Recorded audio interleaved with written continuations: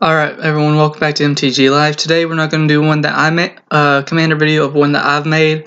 We're going to look at a Precon commander deck.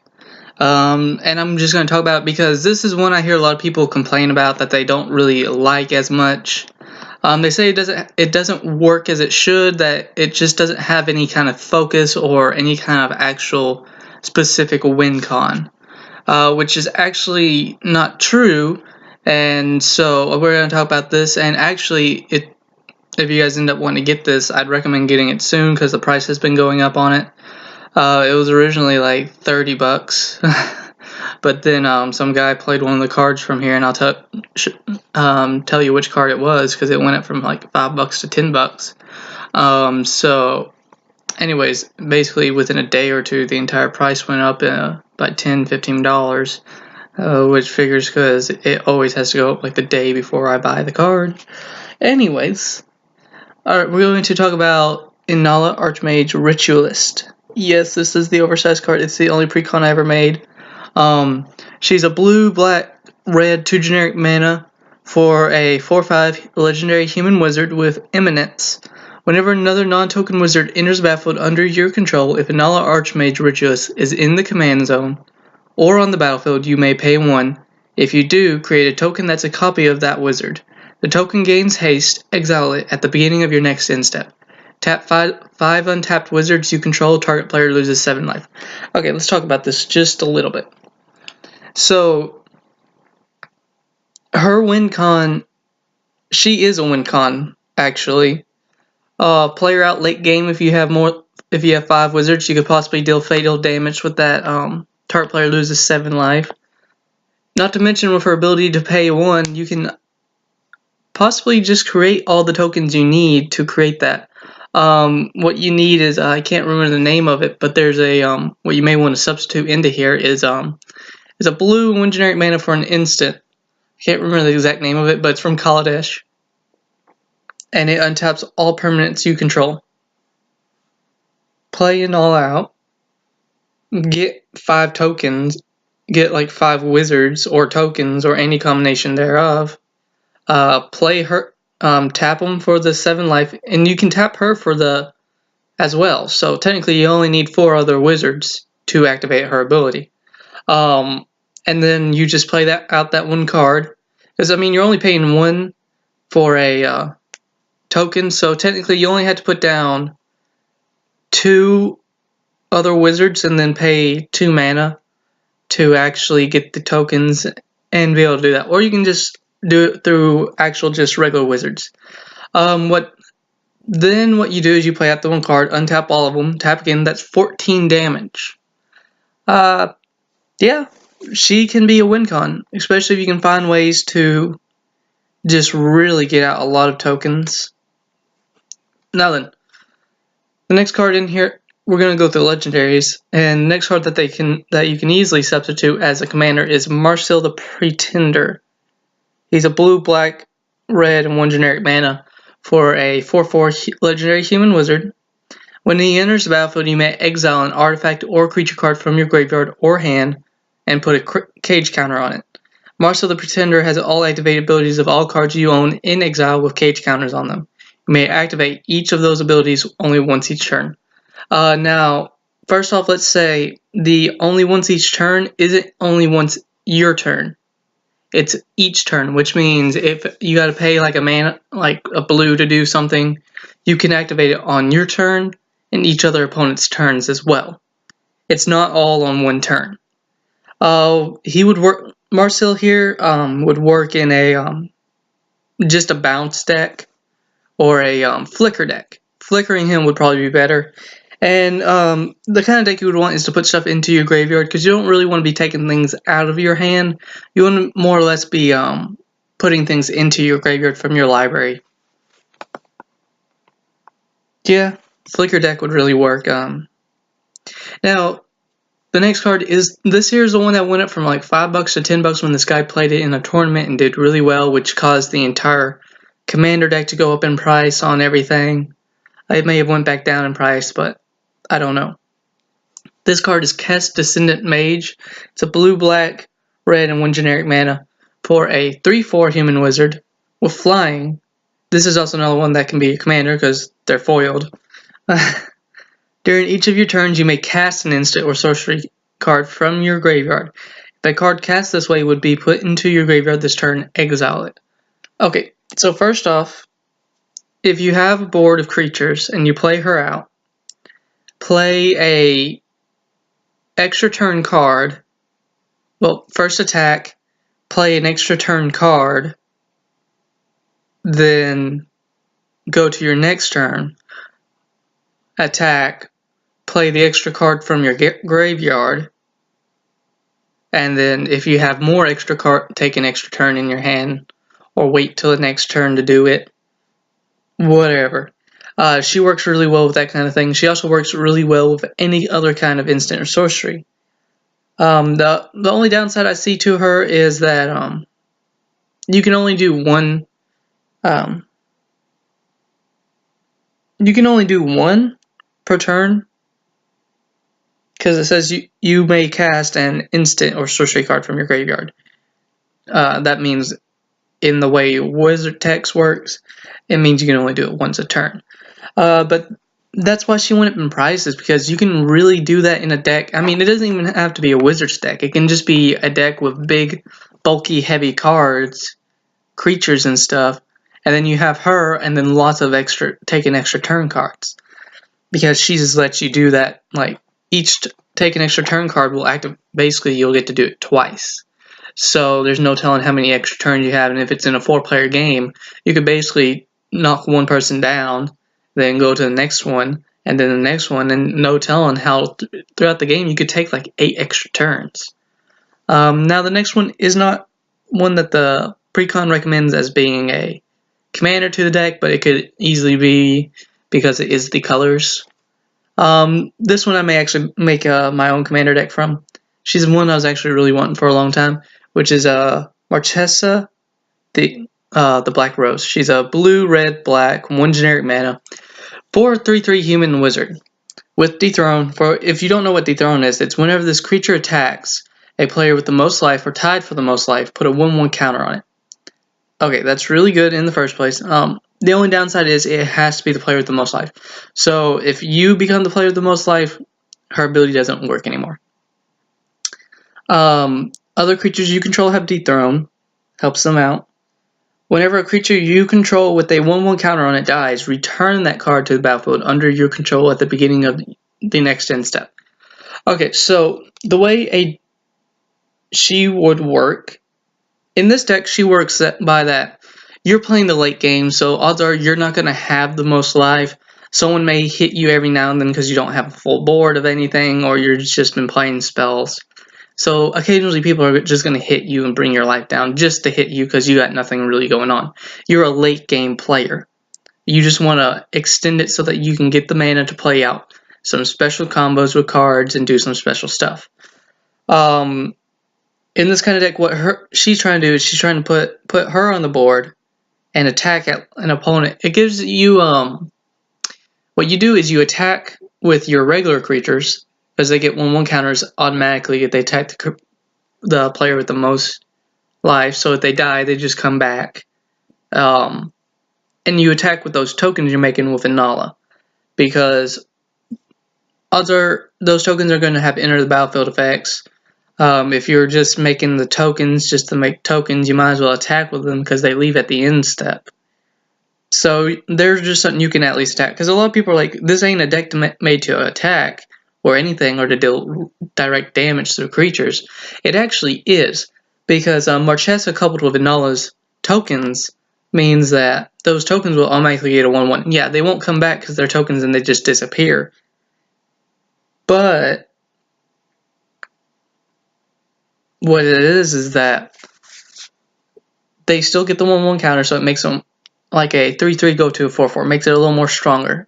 And odds are your opponent's just going to take a few of the damage because they're tokens, they're just going to disappear. We're not going to have to worry about them coming back. They're more likely to block your creatures that are going to get the 1/1 counters and like be able to come back if they die. If she were to become her own commander in a deck, it'd have to be in a losing deck. And when I say losing deck, I mean a deck that's made to lose, you need in that kind of deck, you want to be behind on life. You're going to use cards that are like, to do this, pay so much life and whatever. You want to be behind on life. You want to be able to get all your creatures to have 1/1 counters on them to buff them up, because if they're not doing that, you're not winning. Because to win, you have to lose in that kind of deck. Because if you're not doing that, pretty much what happens is you attack the opponent who's tied for the most life in the early game, because all of you guys should be around 40 life if you're not below. And if you don't have the highest life, odds are what will happen is you attack and you only get one attack, and only one or two, maybe three creatures get a 1/1 counter. That's what happens.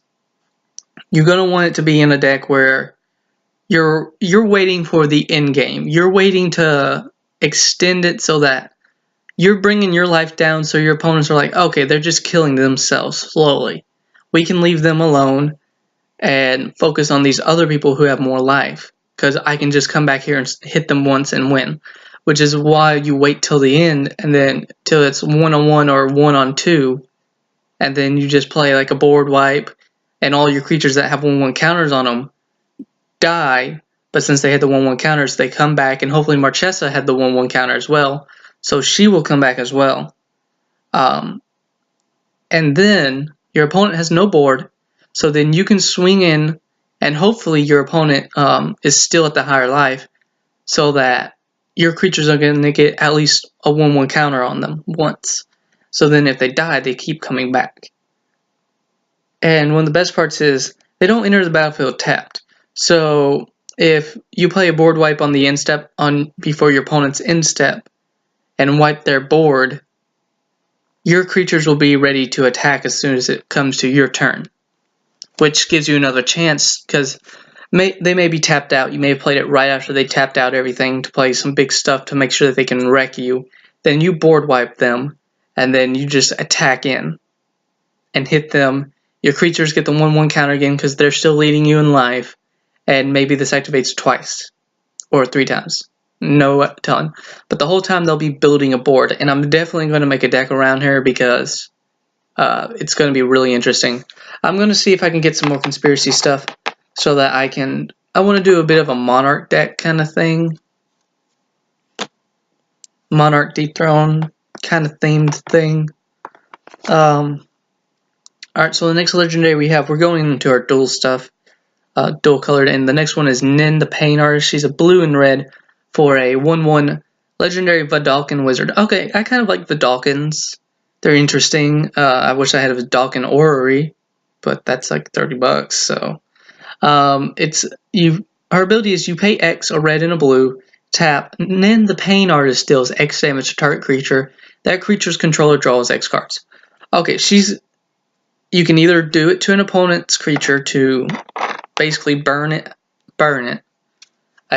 but then you give your opponent card advantage, especially if it's a big creature. Or what you do is with Anala, you create the tokens, you attack in, then if they're not blocked and killed, which odds are your opponent isn't going to do, on your second main phase, you activate Nin's ability and you burn the token, because they're just going to disappear anyways, and then you draw the cards. And it's not like deal damage equal to its toughness. So like if it's like a 1/1 token, you can deal 10 damage to it with her ability and draw 10 cards. It's however much X is that you paid. Now the next card is one that I honestly would, if there was a card that you would take out of here, it would be this one to me. And largely I would put it into a Sidisi deck, which I'm probably going to rebuild and throw this in. It's Tige, Sidisi's Hand. It's a blue-black, 3 generic mana for 3/4 human wizard with skip your draw step. Okay, first off, I don't like that in this kind of deck. You want to draw. At the beginning of your upkeep, look at the top 3 cards of your library. Put one of them into your hand and the rest into your graveyard. Okay, so second off, this here would work if it was in a Marshal the Pretender commander deck, or if Marshal was your commander, which I understand. They give you cards that can work with these other legendaries, so that if you want to make them your commander, you can switch them out. But odds are most people are going to play with the main commander, which is Anala, which Tige just doesn't work with them. And of course, these precons are made to be updated and fixed up. So I would take out Tige, and then his other ability is you pay a black, tap, exile X cards from your graveyard. Target creature gets -X until end of turn. Like I said, probably put it into DC deck. It's not really, it doesn't work well with Caste if you're wanting to do Caste, and you have other cards that let you use cast stuff from your graveyard. So you're not really wanting to exile them from your graveyard. Maybe putting them in there is okay, but you don't really want to just like exile them. Alright, so our next card we're going to get into is another one that I'm probably going to make a commander deck around, which is Niv Mizzet the Firemind. Yep, he's back, people. Well, he's been around for a while. 2 red, 2 blue, and 2 generic mana for a 4/4 dragon wizard with flying. Whenever you draw a card, Niv Mizzet deals 1 damage to target creature or player. Tap, draw a card. Okay, he goes really well with Nin the Pain Artist, because you could possibly draw like 5 or 6 cards per turn by activating her ability, and then tap him to draw an extra card. So you're dealing like 6 or 7 damage to an opponent. And there are other cards that let you draw cards as well that you could easily do. You could easily make him a commander, do kind of a ramp commander, do a blue-red ramp draw kind of deck, where you ramp him out really fast and then you just start drawing cards and run some counter spells in it so that you can counter your opponent, like bone to dust or something like that. It's a 4-drop counter spell. You draw a card so that their counters a spell and then gives you a card draw so you can deal damage. Not to mention, I like that you can target a creature or a player.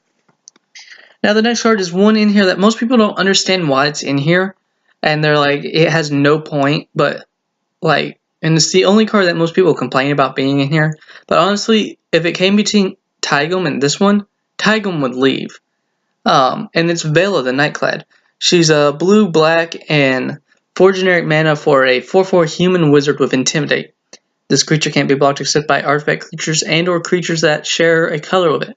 Other creatures you control have Intimidate, and whenever Vela the Nightclad or another creature you control leaves the battlefield, each opponent loses 1 life.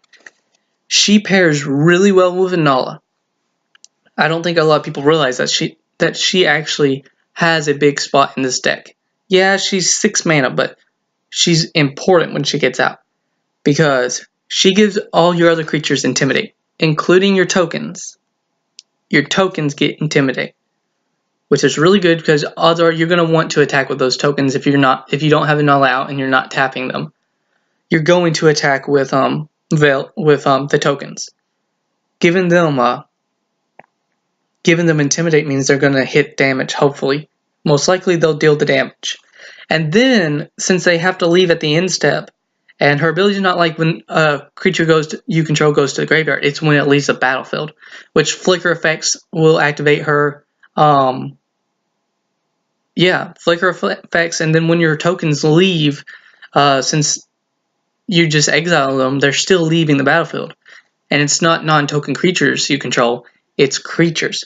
So she'll still deal 1 damage, which is just as well. And I mean, if you can find a way to give your tokens vigilance in a deck like this, it's really good, because then you can attack with them with Vela and Anala out. They have vigilance, so they don't tap. They have Intimidate, so they're going to deal the damage most likely. And then at your end step, like before your end step in your second main, you can tap them out with Anala to have target player lose 7 life. And then when they leave on your end step, Vela will activate and they'll probably lose more life.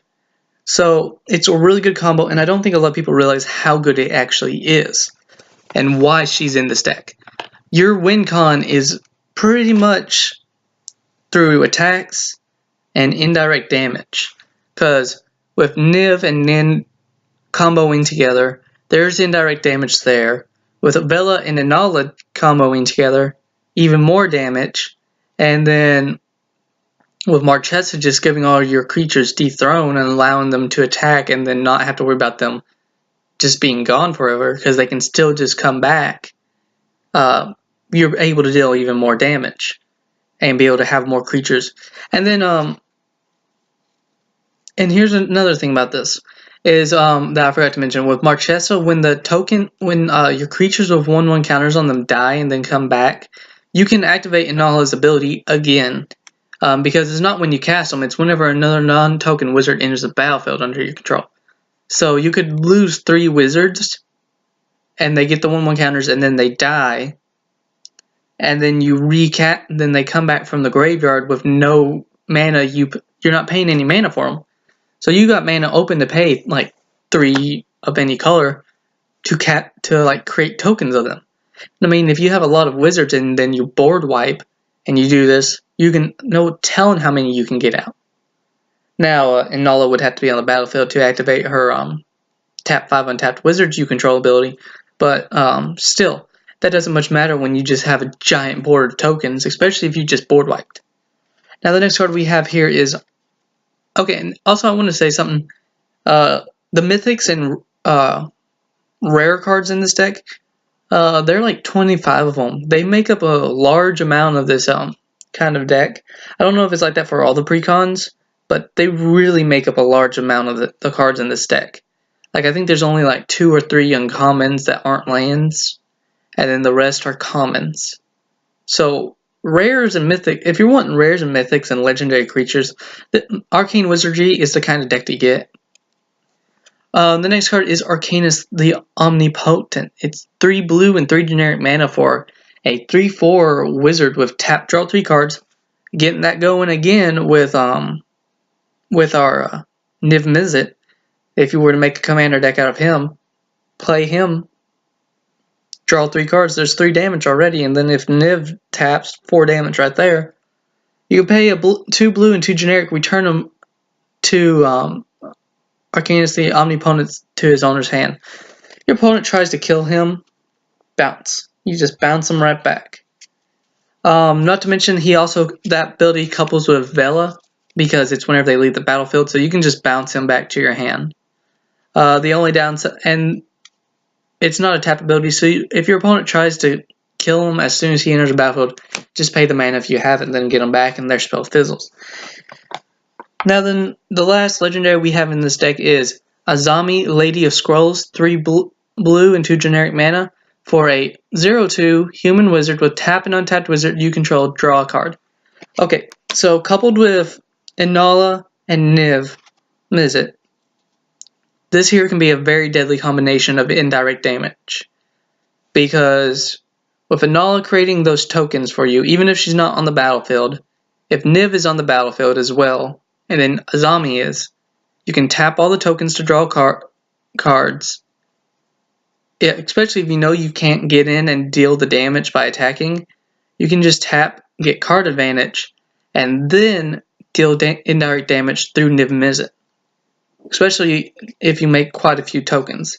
Odds are you're not going to make quite a few tokens, and the best part about this is the creatures don't have to have haste. So if you just cast a regular hard cast card, the non-token version of it that doesn't have haste, you can just tap it. It's not like a activated ability. It's her ability to activate the ability. You have to tap a creature, not a tap this creature to do this. It's a to do this, tap a creature.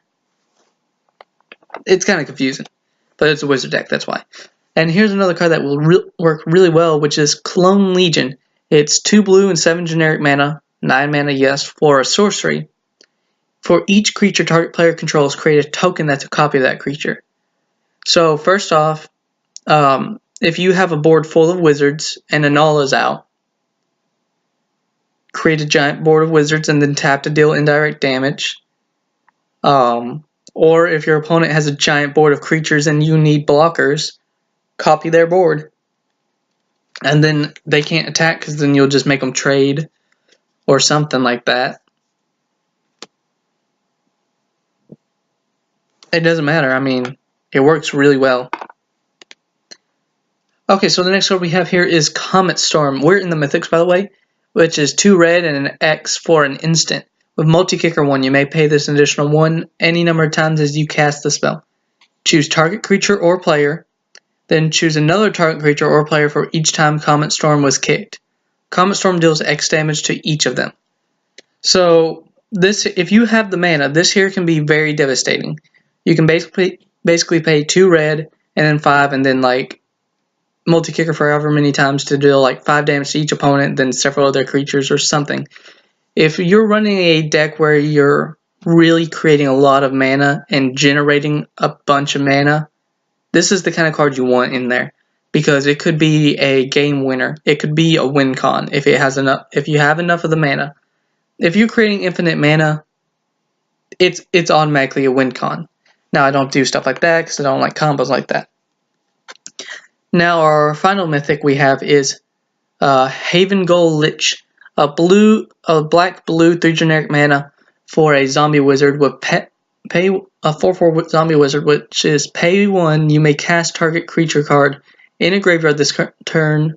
When you cast that card this turn, Haven Goal Lich gains all activate abilities of that card until end of turn. Okay, so this goes really well with this here will go really well with Marshal in a Marshal the Pretender commander deck, and it goes good in this deck because if your wizards die, you have a way to get them back now with this card, and then you get a second ability. Or if you're just doing it in Marshal the Pretender commander deck with him as your commander, if you can get Haven Goal Lich into your graveyard and then play out Marshal, have him Cage counter Haven Goal Lich, and then pretty much you have Marshal's ability every turn, like every one of your turns, for even cheaper without having to flicker him. Because then you can pay 1, you can then cast out another wizard, and then he copies his abilities. Well, his activate abilities, but still, you know what I mean. And even if you're not doing it for a card that has activate abilities like an enter the battlefield ability, it still works well. I mean, he may not get the ability, but you're still getting a creature out of it from your graveyard. Now we're going to get into our rares, and we're going to start with the rare lands, which is the first one is Mystifying Maze. You tap to add a colorless to your mana pool, pay 4, tap, exile target attacking creature an opponent controls. Beginning of the next end step, return it to the battlefield tapped under its owner's control. This is a good way that for when you're trying to play that late game stuff to keep your opponent from hitting you with a big creature. Or if they've just like got something going on or you want to protect an opponent, you can Mystifying Maze them. It's just something to give you an answer to something that normally you wouldn't be able to answer in this kind of deck because of how low power and toughness your creatures are, that they can't block something giant like a 6/6. It gives you the answers to that you need. Now the next card we have here is Exotic Orchard, which is a land, and you tap, add to your mana pool 1 mana of any color that a land opponent could produce. So the good thing about being in a 3-color commander and then playing against 3 other people, odds are someone's going to have lands that are going to produce the exact same stuff as we can.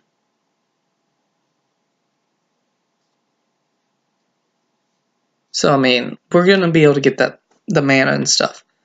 Odds are playing 3 people, someone's going to at least have black in their deck, or red, or blue, and then so on. So the next rare we have in here are those board wipes I was talking about, such as Decree of Pain. You pay 2 black and 6 generic mana for a sorcery. Destroy all creatures that can't be regenerated. Draw a card for each creature destroyed this way.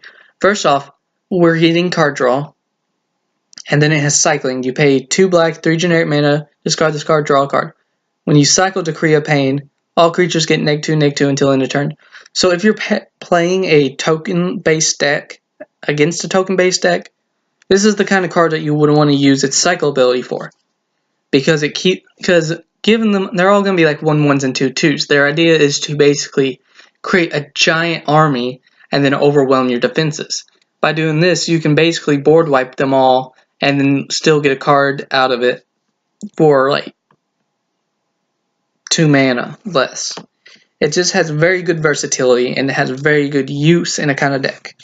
And I want to just go ahead and say this here is going to be a bit of a longer kind of deck tech, because I'm going to try to talk a little bit more about these cards and go a little more in depth. So the next card we have here is Necromantic Selection. 3 black, 4 generic mana for an sorcery with destroy all creatures, then return a creature card put into a graveyard this way to the battlefield under your control. It's a black zombie in addition to its other colors and types. Exile Necromantic Selection. Okay, so yes, it's 7 mana for sorcery board wipe. But here's the thing.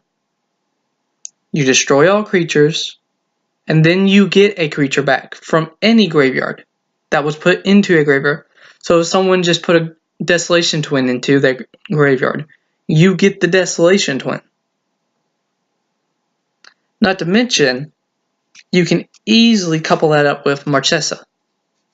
Because if all your creatures have the 1/1 counters, including Marchesa, they go to your graveyard, then they come back, and then you get another creature from an opponent's graveyard. So you can possibly get one of their best creatures, and then still get all your board back. So on your instep, and then they all don't, and then they all in. So on your, yeah, it has to be on your instep, but it doesn't matter as much because then on your instep you have your entire board, and your opponents are still going to have to rebuild. Yeah, I wish it was an instant, but if it was an instant, it'd probably be like 8 or 9 mana, or it'd be mythic rarity, which would still mean it'd be like 8 or 9 mana.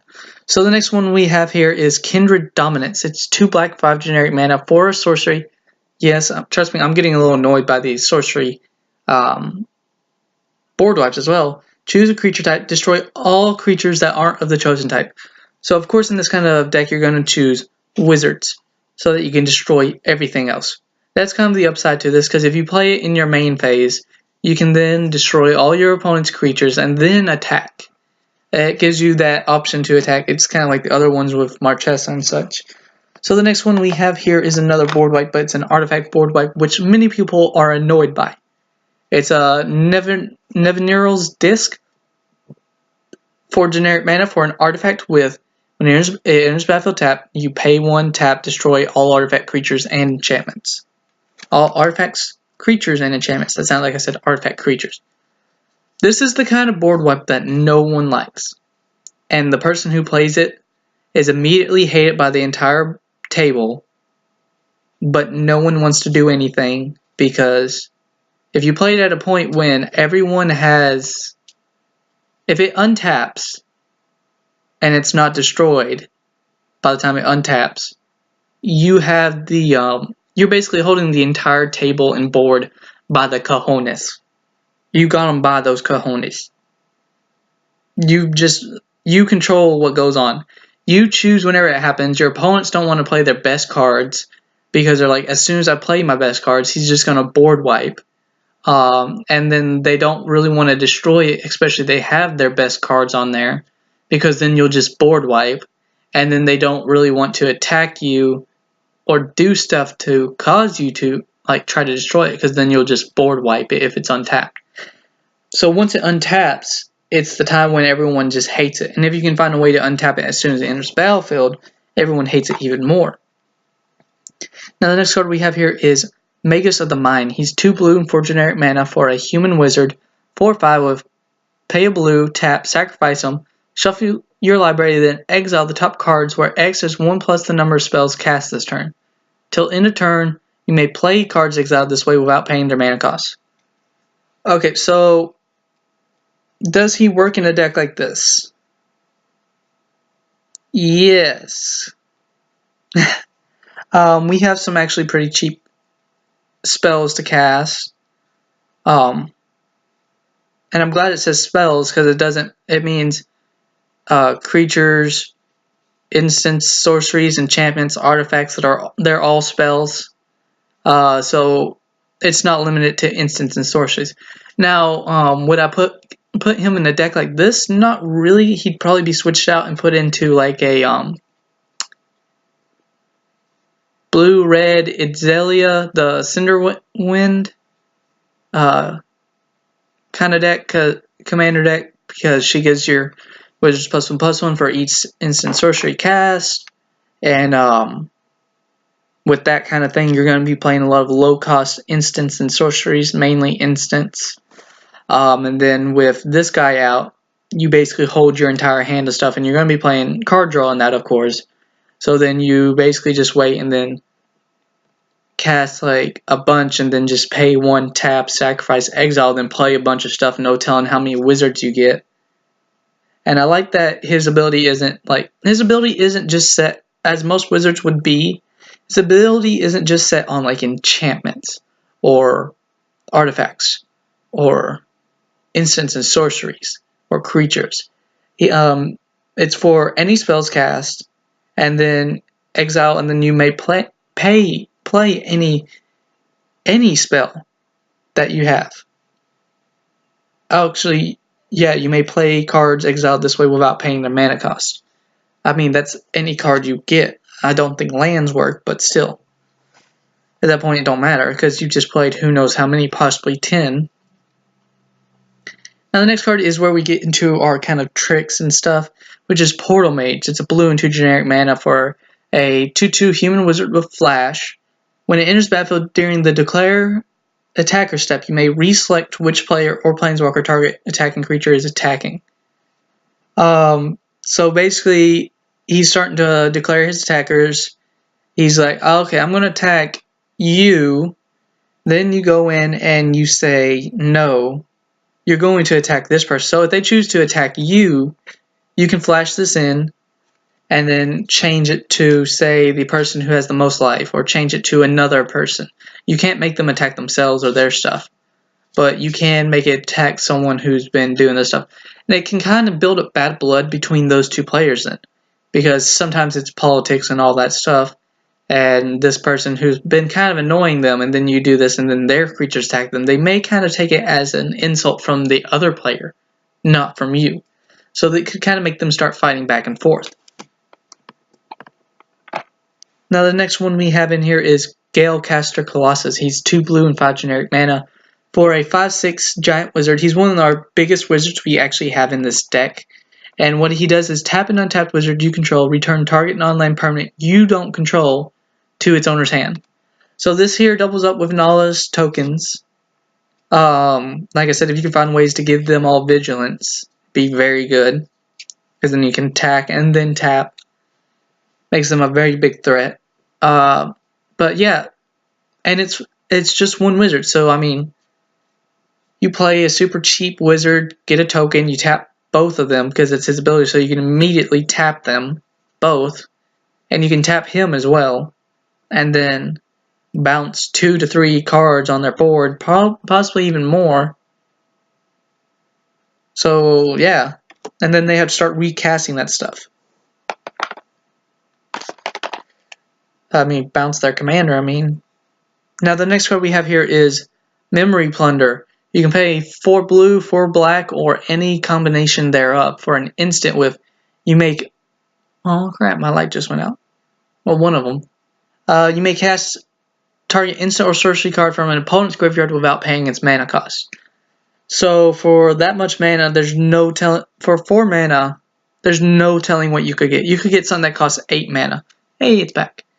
I'm going to switch it out soon. There's no telling what you could get, and I mean, you're not paying its mana cost, so yeah, that there could actually possibly be very decent in a game, especially depending upon if you're playing like a removal based deck, they got all these removals, or if there's a board wipe in someone's graveyard, and you need a board wipe and you have no board, or like I said, you can just double it up with Marchesa and all that. Or someone's playing say someone played a Triumph of the Hordes earlier and they have no board and you just attack in and then Triumph of the Hordes because it is instant speed. Alright, so the next card we have in here is Spell Twine. It's a blue and 5 generic mana for a sorcery with exile target instant or sorcery card from your graveyard and target instant or sorcery card from an opponent's graveyard. Copy those cards, cast the copies available without paying their mana cost. Exile Spell Twine. So first off, let's think of combinations you can do with this.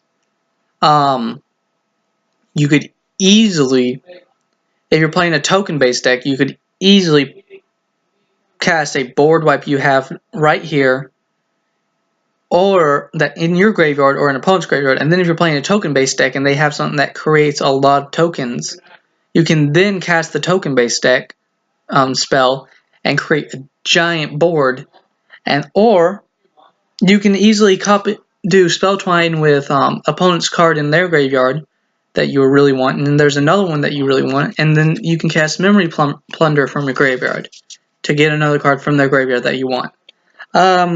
It has its uses, but it's a kind of a complicated one. It just depends on what situation there is and what goes on and what happens.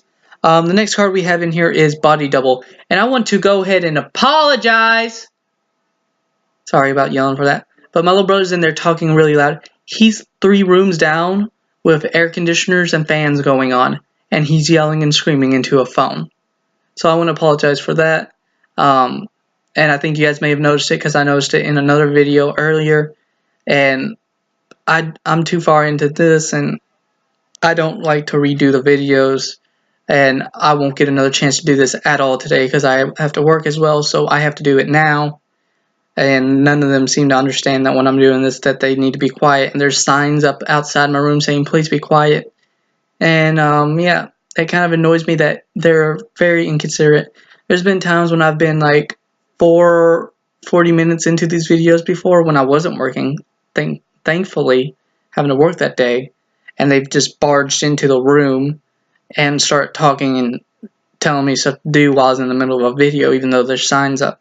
And that was like from my parents and my little brother and all that stuff.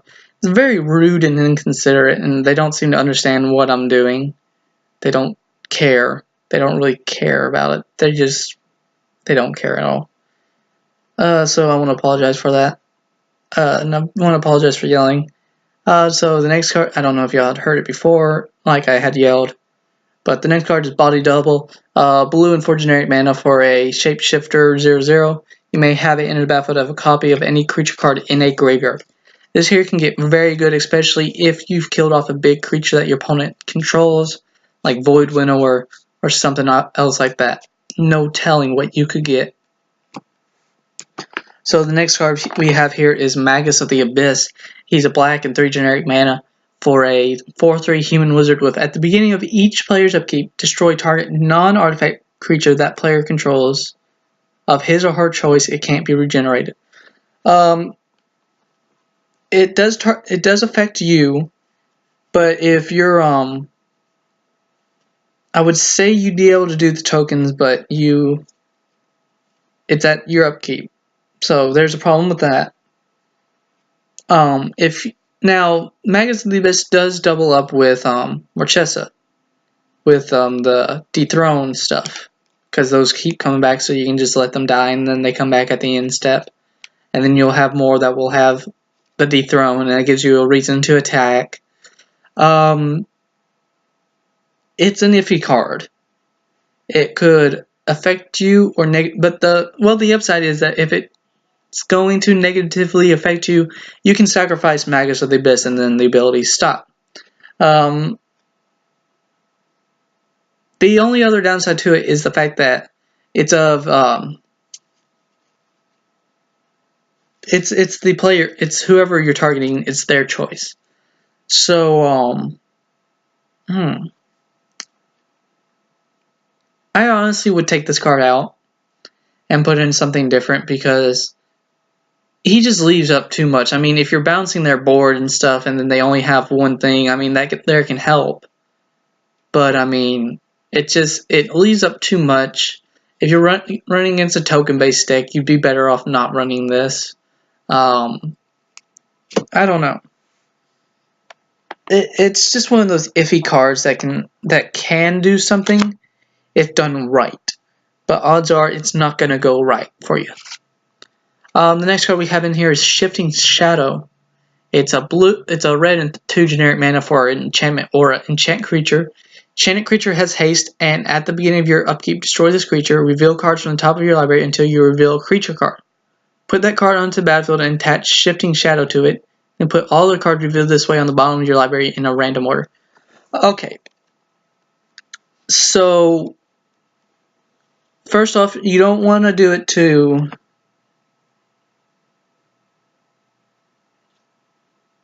Okay, I'm pretty sure you can equip it to an opponent's creature,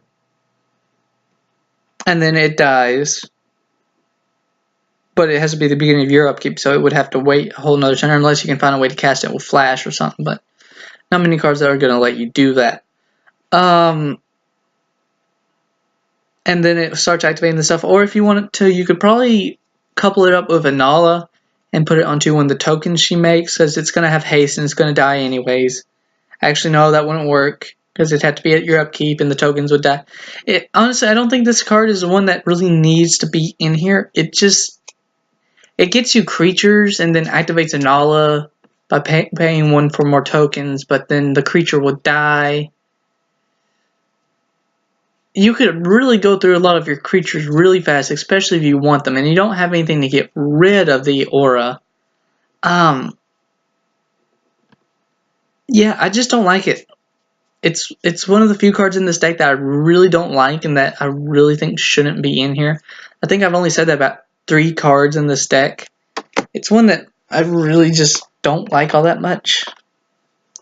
Not much more I can say about it. I can't really even think of a good way to use it. Because we don't have any in this precon. There, you don't really have enchantment removal, so you can't destroy it once you get a creature that you're wanting to keep. I guess it would work with Marshal, because then you're putting creatures into your graveyard and hopefully they'll have activated abilities. But still. The next card is Polymorphous Jester. It's 2 blue and 1 generic mana for an instant, and I actually kind of really like this card. Until the end of turn, each creature target player loses all abilities and becomes a blue frog with base power and toughness 1/1.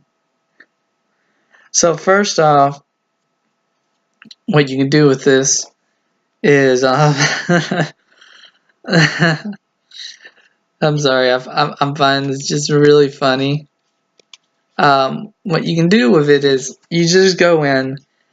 One of your opponents attacks someone else who has a big board of stuff, and you can kind of be like, "Hey man, attack!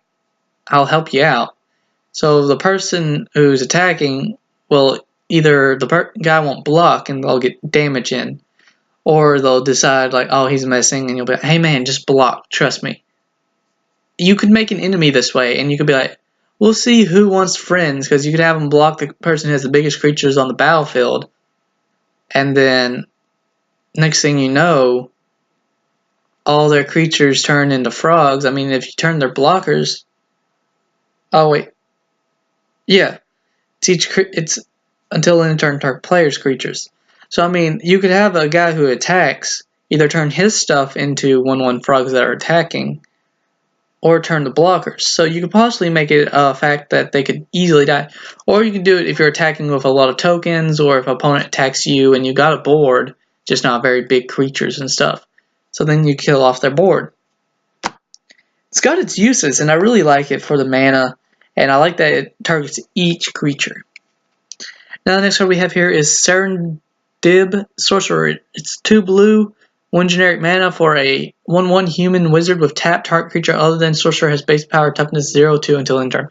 This really goes with that Polymorphous Jester, and it just lets you do stuff that you normally wouldn't be able to do.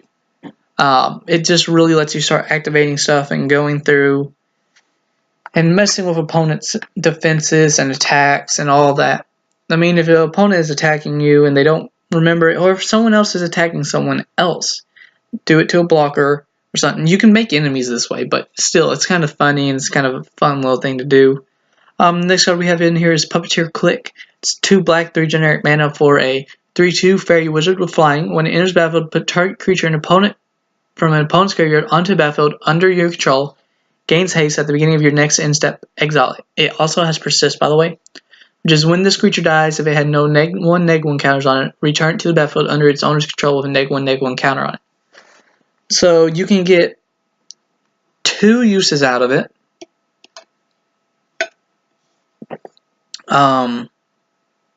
Yeah, 2 uses. Double it up with Marchesa, and if you don't know this, but 1/1 counters and -1/-1 counters cancel out. So if something has a -1/-1 counter on it and you put a 1/1 counter on it, they cancel out. The counters are no longer there at all. Same thing for the other way around. But yeah, you can get one of their biggest creatures, and then it's exiled. So that gets it out. So if you there's a big creature and they're running, it's like Muldrotha, and they're running some graveyard hate stuff in there, well, not graveyard hate, but they're running something where they're using stuff from their graveyard and they have a big creature in there you don't want them to get back. This is a card to be able to use to kind of stop that cycle of stuff. Lets you bring this in, get it, and then you can attack or not attack, and then it exile it at your next end step. So it can stay on the graveyard.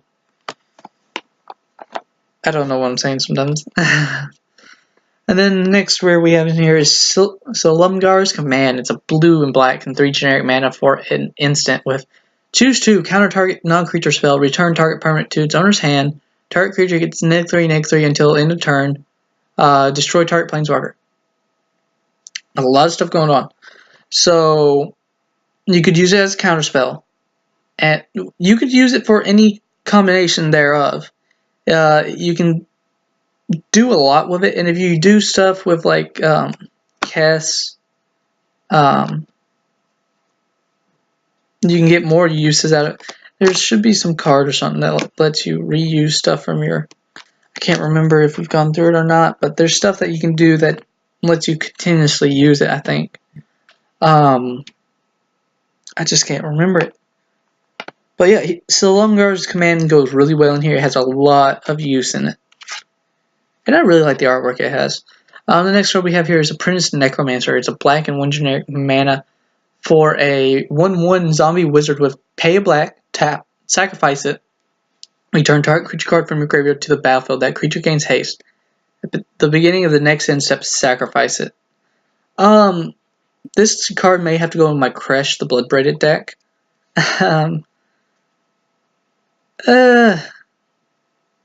It lets you get back cards from your graveyard and be able to attack once more.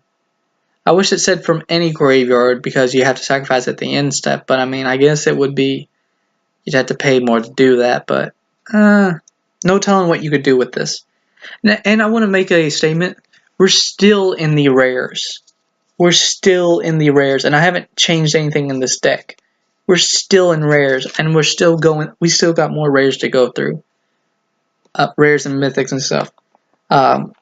So yeah, like I said, if you need rares and mythics, this is the kind of deck to get.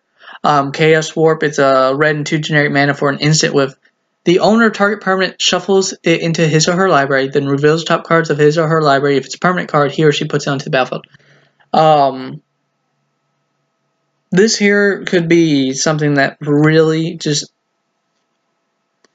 You could put their best creature into their library, and then they could maybe just get a land or an instant or sorcery or something that's not a permanent.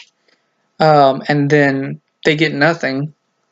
Or if you're unlucky enough, they could possibly get the exact same thing you just put into their library or something even better. No telling. It's kind of a gamble on what they get, and some odds are you're hoping it's either instant sorcery or a land. Not really want them to get anything else. There's no telling though. Now, next rare we have here is Vindictive Lich. He's a black and 3 generic mana for a 4/1 zombie wizard with, when he dies, choose 1 or more. Each mode must target a different player. Odds are you're going to choose all of these. And it's going to be target opponent sacrifices a creature, target opponent discards 2 cards, target opponent loses 5 life. So, I mentioned how I was going to try to get that legendary Bolus from M19 and make a Bolus flavor deck. This doesn't go with Bolus, but the abilities go with Bolus. I mean, sacrifice a creature, discards cards, loses life. That's like cruel. I think that's kind of like Cruel Ultimatum, in a way. Just like not as buffed up in OP. Odds are you're going to choose all 3 abilities and have them target all 3 opponents. And you can do it against a person who has do sacrifice against a person who has like a few creatures. Do it against a person who has the most cards in hand or the least cards in hand, like they only have 2 cards and you make them discard those cards. And then have the person who's lowest on life lose life. I mean, you can target all 3 of your opponents. Now then, the next rare we have here is Harbinger of the Tides. He's 2 blue for a 2/2 merfolk wizard. You may cast him as though he had flash and you pay 2 more to cast, so 4 mana for a flash. When near battlefield, return target tapped creature an opponent controls to their hand. He just returns. He's a bounce. He's a bounce and a flash. The next rare we have is it Chemister. He's a red and 2 generic mana for a Goblin Wizard 1/3 with haste. You pay a red, tap, exile target insert sorcery card from your graveyard.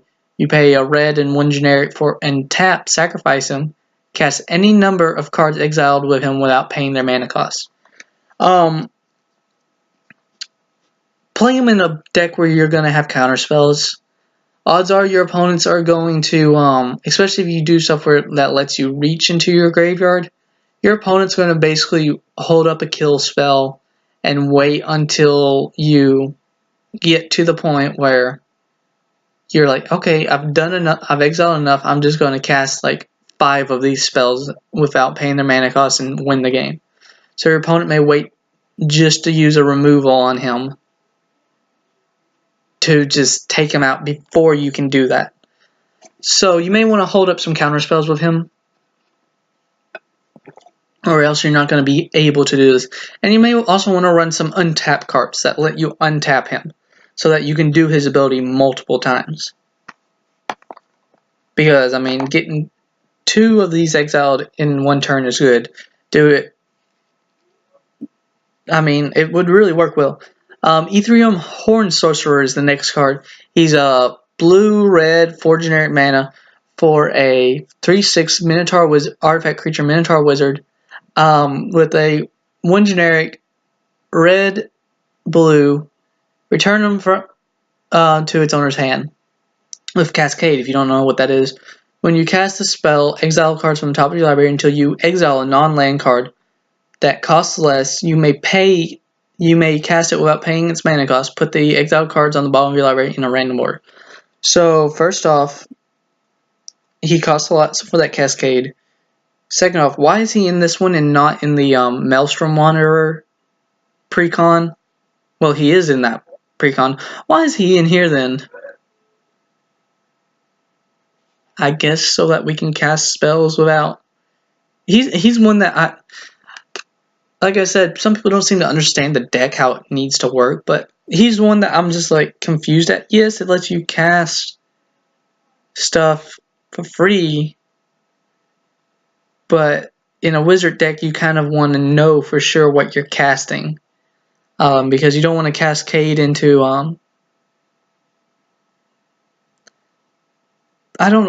you don't want to cascade into like a board wipe that you're wanting to get and hold up later. Because then you may cast it, but if you don't cast it, odds are you won't be able to ever cast it. I don't know how it all works like that, but I'm pretty sure that's how it works. So that's like a big no-no. If you were to take out some cards, I'd recommend him. Next rare is shadowmage infiltrator. Black, blue, 1 generic mana for a 1/3 human wizard with fear. This creature can't be blocked except by artifact creatures and or black creatures. Whenever shadowmage infiltrator deals combat damage to a player, you may draw a card. So couple this up with Marchesa. So he's going to pretty much get the 1/1 counter each turn whenever he attacks. And then you're going to draw a card, because odds are he's not going to be able to be blocked. So then he just keeps getting larger and larger and larger and larger, and you keep getting card advantage. The next card we have in here is Mercurial Chemister. He's a red-blue 3 generic mana for a 2/3 human wizard with pay a blue, tap, draw 2 cards, couple it up with Niv Mizzet again. Pay a red, tap, discard a card. He deals damage to target creature equal to this card's converted mana cost. Which is another reason why I think we have a lot of cards in here with very high mana cost, is the fact that you can couple it up here with Mercurial Chemister and just discard a card and basically do a one drop kill spell. Not kill spell, but still. Now we're actually out of hold on, just give me a moment. We are actually out of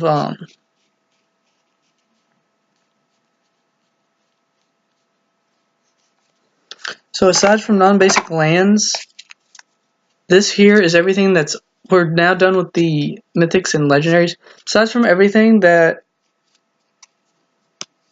these here are uncommons and commons. These are our rares and mythics. That is a lot. Actually, let me count this up. 1, 2, 3, 4, 5, 6.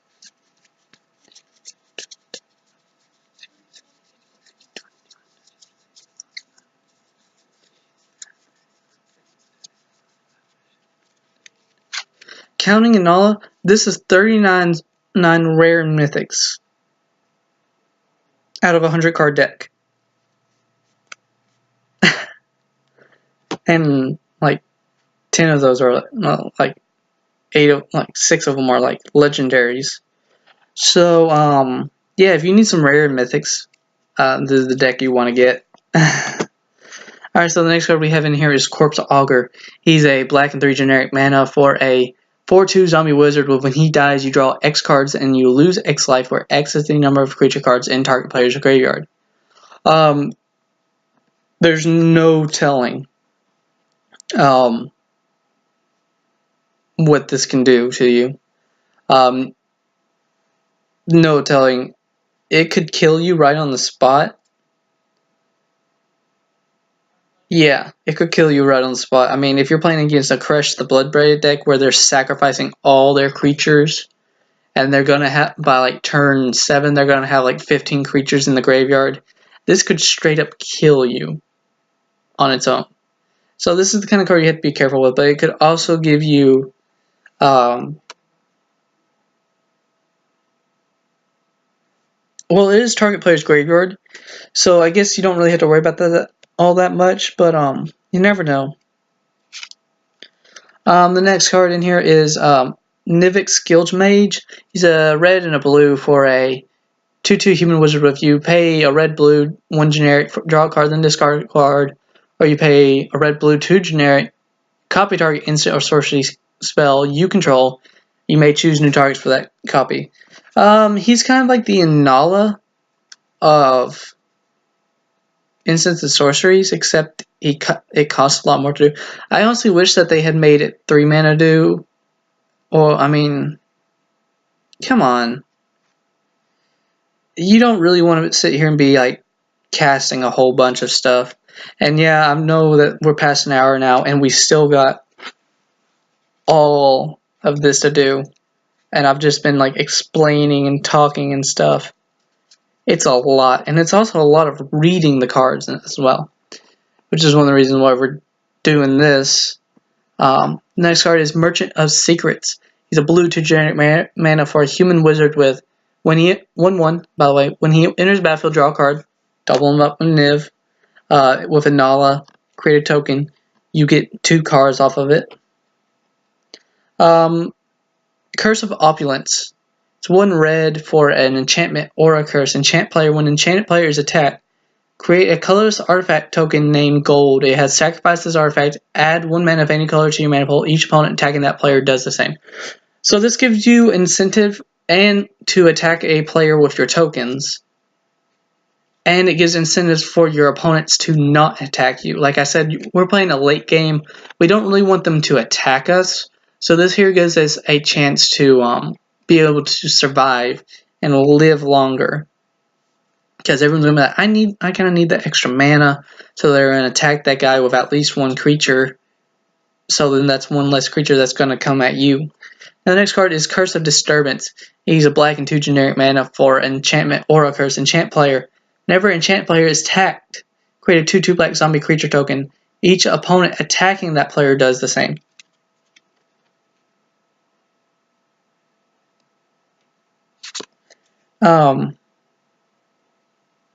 Now, I also want to say this here, you don't have to attack them, because just when an opponent attacks, you get this stuff as well, because you create the stuff because it's your card, and then it has at the end saying, as well for each opponent attacking this player. So whenever someone attacks them, you get the stuff as well. So you don't even have to attack them. Now the next card is Curse of Verbosity. It's a blue 2 generic mana for enchantment or a curse. Enchant player. When an enchant player is attacked, draw a card. Each opponent attacking that player does the same. So first off, you get card draw off of this automatically, and odds are your opponents, out of all of them, this is going to be the card that your opponent's going to attack someone the most for, is to draw the card, because some player, you may have someone who's not running draw stuff. So they're going to attack them just to get that draw. Now, next card in here is Seagate Oracle, which is blue 2 generic mana for a 1/3 human wizard. When he enters the battlefield, look at the top 2 cards of your library. Put one of them into your hand and the other on the bottom of your library. With Anala, it's an ETB, enter the battlefield effect. So then create a token. Look at the top 4 of your library. Put 2 into your hand and 2 on the bottom of your library. Really good. Next card is Bloodline Necromancer. He's a black and 4 generic mana for a 3/2 vampire wizard with lifelink. When he enters the battlefield, you may return target vampire or wizard creature you control from your graveyard to the battlefield. If I understand, this here is in the Edgar Markov Precon as well. So there's that. I honestly wish they would have just gone with a different kind of wizard. Next one is Archaeomancer. 2 blue, 2 generic mana for a human wizard. With when it enters battlefield, return target instant or sorcery card from your graveyard to your hand. He's a 1/2. Create the token with Anala. You get 2 instants or sorceries back. Next card is it Chronarch. He's a blue-red 3 generic mana for a 2/2 human wizard. With when Is it Chronarch enters the battlefield, return target instant or sorcery card from your graveyard to your hand. Same thing as the Archaeomancer, just for like 5 an extra mana for the exact same card, except it's dual colored. Next card here is Opportunity. 2 blue for generic mana for an instant target player draws 4 cards. Couple it up with Niv Mizzet. There you go. Cauldron Dance. It's a black-red for generic mana for an instant with... Okay, so this one has a lot of text, and it's going to be something that I'm going to explain into just a little bit more. So bear with me. Cast it only during combat. Return target creature card from your graveyard to the battlefield. That creature gains haste. Turn it to your hand at the beginning of the next end step. Now, bear with me. You may put a creature card from your hand onto the battlefield. That creature gains haste. Its controller sacrifices it at the beginning of the next end step.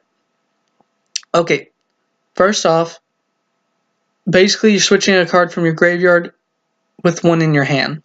But you get 2 creatures on the battlefield at the exact same time that have haste. So you get a creature back into your hand. So you can attack with 2 creatures, get 1 back into your hand and 1 back into your graveyard. Gonna probably go with my Crest deck, but it can activate 2 enter the battlefield abilities though.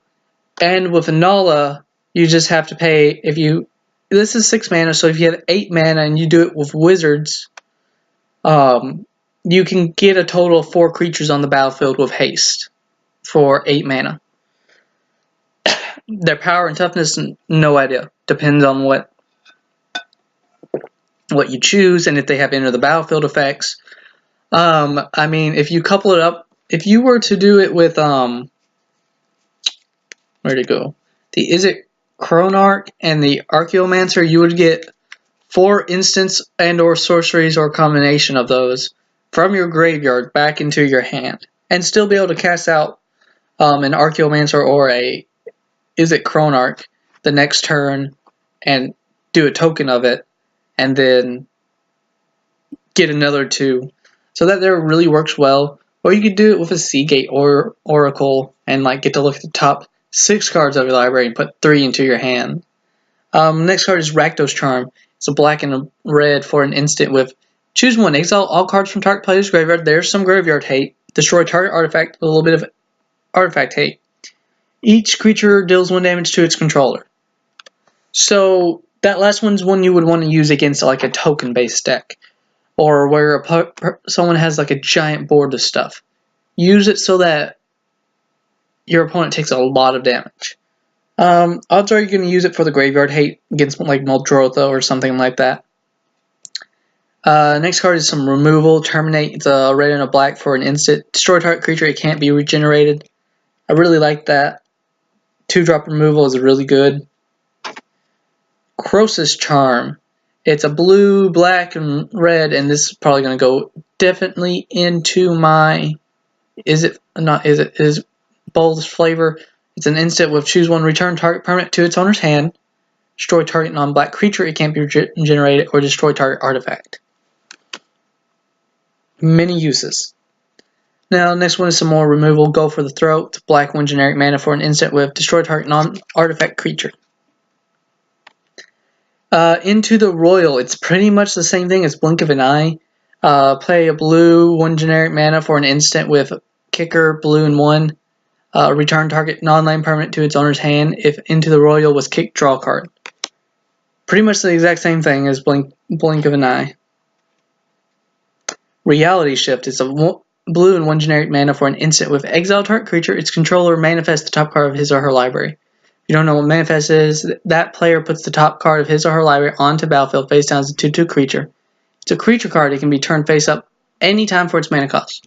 So you just hope it's a land or like a instant or sorcery or enchantment, because then they can't turn it up and they can't do anything with it anymore. Now we're getting into our artifacts. Our first artifact is Mirror of the Forebears. It's 2 generic mana for an artifact with, as it enters battlefield, choose a creature type. What are we choosing, people? Come on. Wizards. 1 generic mana until end of turn. Mirror of the Forebear becomes a copy of target creature you control of the chosen type, except it's an artifact in addition to its other types. This here couples well with Anala. It will not activate enter the battlefield effects because it doesn't enter the battlefield because it's already on the battlefield. But copy it of a creature that, say, you have a very low activated ability cost on it, like just a regular tap or something. Or you can just do it for the stuff with like the giant wizard we have, or a zombie. Now let's move on into some more of our stuff. It's Unstable Obelisk. 3 generic mana. I like this card and I like the artwork in it. I really can't wait. I may end up redoing all these videos, taking them down and put them back up when I get my whole new setup, because it gives me something to do. Lets me put up more videos, and the better quality will be a lot better. Anyways, it's an artifact for tap, add a color to your mana pool, pay 7, tap, sacrifice it, destroy target permanent. It gives you some removal later on when you don't need the mana. Fellwar Stone, 2 generic mana for an artifact. Tap, add to your mana pool 1 mana of any color that a land opponent's controls could produce. Just producing more land. Don't worry, people, we're almost done. We only got like this much to do. Okay, so the next card is Darksteel Ingot. 3 generic mana for an artifact with indestructible. Tap, add 1 mana of any color to your mana pool. Take that, all you artifact haters. Commander Sphere. Okay, let me just say this. In a commander deck, anything that has commander in the name of it is always going to be good and useful in any commander deck. And this is no different. Commander Sphere, 3 generic mana for an artifact with tap, add to your mana pool 1 mana of any color of your commander's color identity. Sacrifice it, draw a card. So play this down, we automatically get into all 3 of our colors. And we have ability to later on draw a card.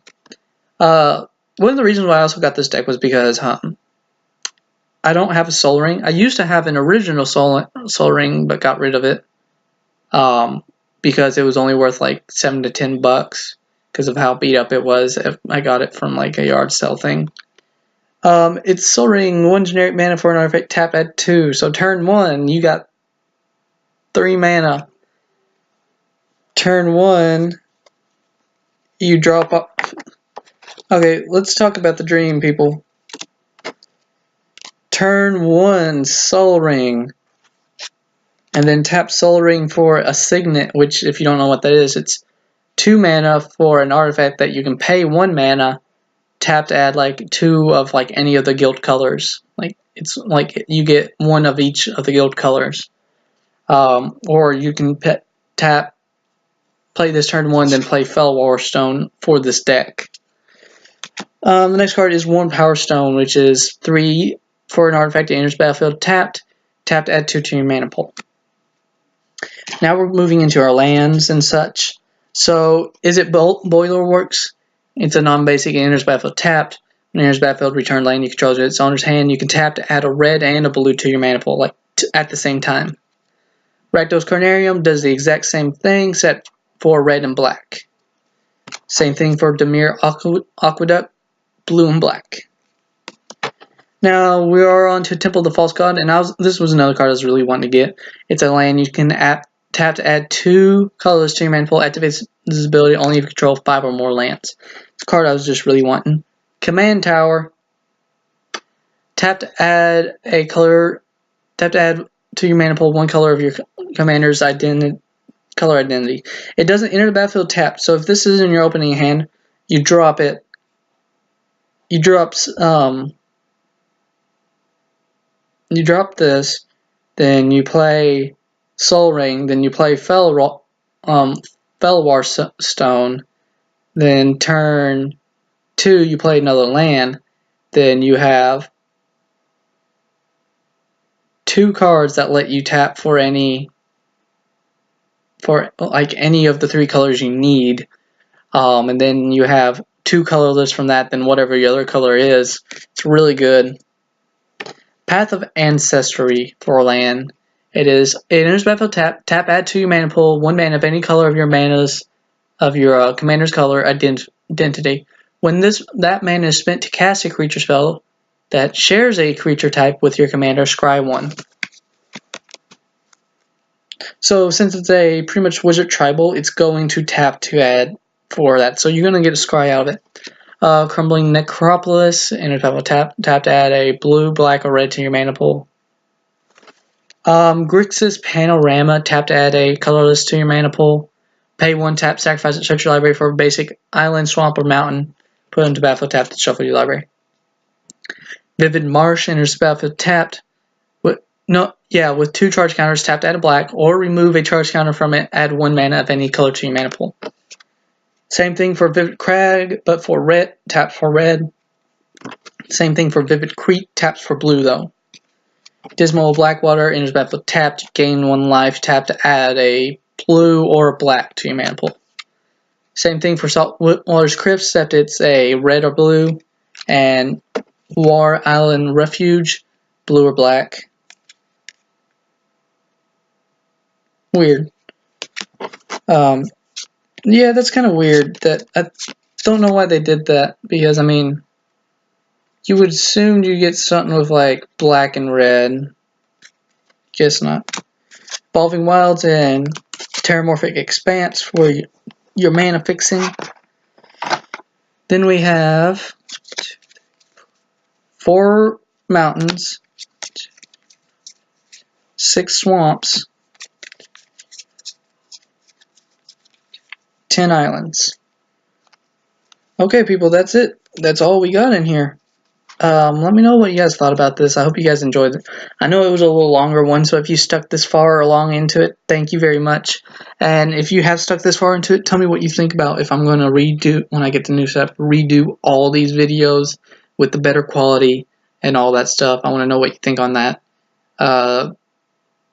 Hope you guys liked it. Yeah, it was a longer one. Tell me what you guys think about me doing these pre-con commander stuff. If so, then I may get my hands on some more pre-con stuff and go in and talk about them. But yeah, I hope that this helped you guys figure out how the Anala deck can actually work and all that stuff. I hope I actually explained that correctly, because in my mind I had a vision of how I was going to explain it, then it didn't come out the way I was wanting it to. Yeah, I hope you guys enjoyed this, and I hope you guys liked watching this. Thanks for watching. Like, subscribe, comment, let me know what you guys like and don't like. Yeah, have a good day.